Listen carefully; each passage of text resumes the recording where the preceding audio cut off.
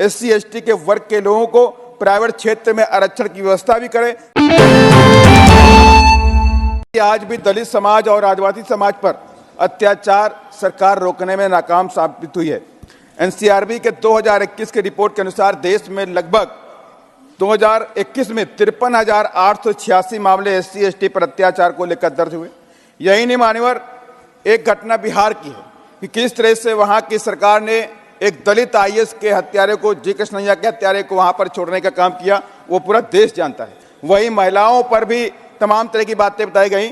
मान्यवर, एक रिकॉर्ड के अनुसार पिछले 3 सालों में NCRB के अनुसार देश में 13 लाख महिलाएं लापता हैं। NCRB की रिपोर्ट अनुसार देश में लगभग 80 से 90 बलात्कार रोज होते हैं। मान्यवर, SC ST के बच्चों की शिक्षा को लेकर सरकार का खास कोई कदम नहीं उठा रही है। SC ST के बच्चे देश की मुख्य धारा से पीछे जा रहे हैं।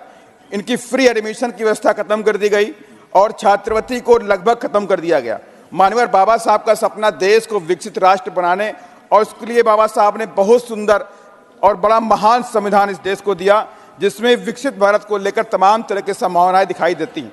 लेकिन मात्र हर जगह विकसित करने पर, कहने पर भारत विकसित नहीं हो सकता। इसके लिए सोच भी विकसित करनी होगी।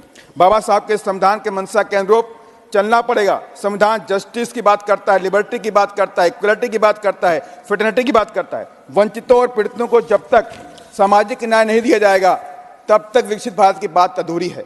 जब तक इन कमजोर वर्गों को समता का अवसर हर क्षेत्र में नहीं दी जाएगा तब तक विकसित भारत की बात अधूरी है। इसलिए सरकार से कम SC ST के वर्ग के लोगों को प्राइवेट क्षेत्र में आरक्षण की व्यवस्था भी करे, ताकि यह वर्ग भी देश की मुख्य धारा में आ सके। मान्यवर, मैं कंक्लूड कर रहा हूं।